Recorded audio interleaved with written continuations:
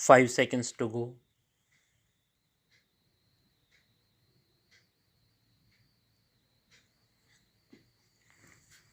Start. Mr. Deputy Chairman, sir, I thank you for giving me this opportunity. This address by the President is well drafted, well documented, and well intentioned. It is not a hazy illusion, but rather a document in reality.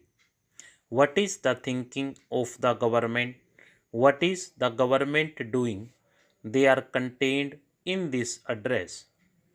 Our Prime Minister wants to transform this country into a strong, educated, and modern country. With this aim in view, he wants to harness science and technology and other techniques. Now, some of the members from the opposition said, what is the need of repeating the words socialism and secularism, etc.? If you have to practice all good things, you have to repeat them. A Hindu goes to mandir so many times, a Muslim repeats namaz 5 times a day, and the Christian goes to the church. The reason is that he should do those good things. So, with that in view, we have to remind the people about the socialism, about the secularism. Now, the vision of this government was the vision of Mahatma Gandhi, vision of Pandit Jawaharlal Nehru, and of late Shrimati Indira Gandhi. We want to continue on the same path shown by these great leaders. Now, some of the members from the opposition pointed out there is a contradiction in our foreign policy statement regarding United States of America. Actually, there is no contradiction. We are a non-aligned nation and we have to maintain a balance. If we want to be very friendly with one bloc, we have to be friendly with other bloc also. No doubt, we value the friendship with Soviet Russia, and there is a long paragraph on that. Since we are the leader of the non-aligned nations, we also have to improve relations with United States. But we are not an ally of any power, and therefore we have pointed out where the United States is committing mistakes when they are arming Pakistan. We say that America is doing a wrong thing and not a right thing. Now, on the Afghanistan issue, one of the honorable members has pointed out that it is a childish sort of suggestion made by India. But he does not realize that in the political game of Afghanistan, there were only two powers, two superpowers, Russia and America, as America is playing the chess through Pakistan, which may prove dangerous for us.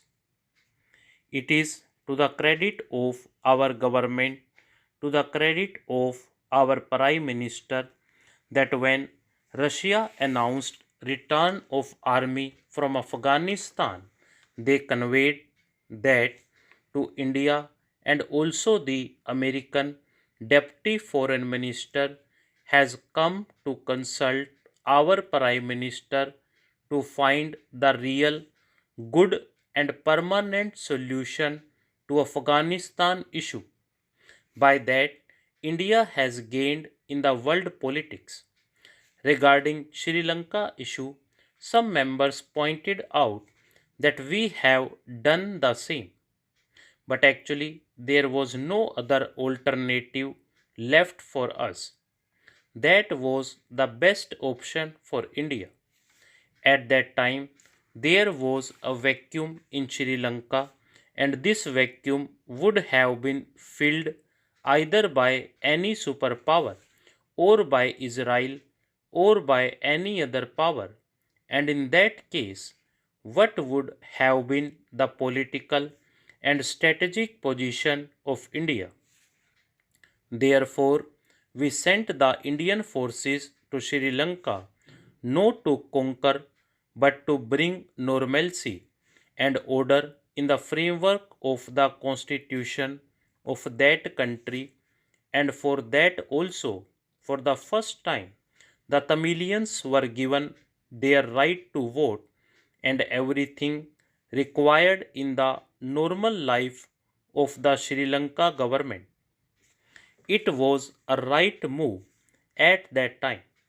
The person who takes initiative in any matter would meet with some resistance in the beginning, but I think the Sri Lankan policy of the government of India will succeed and peace and normalcy will come to Sri Lanka.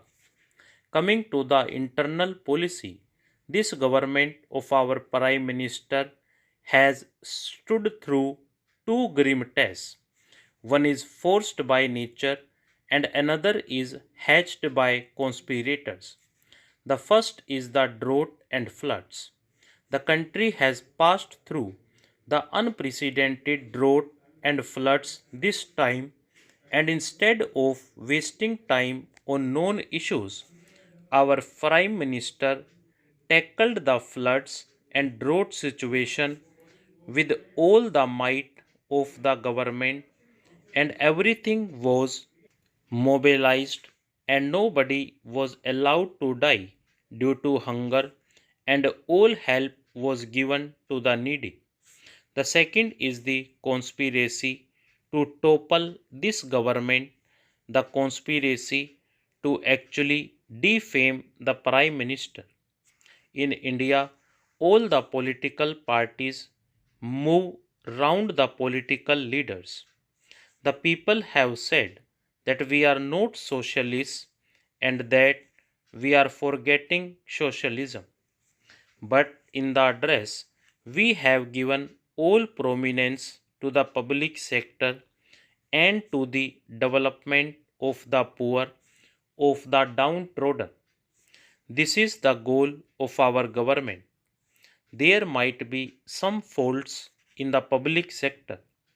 I think everywhere in the world, the public sector is not being properly manned in the socialist countries, including our country also.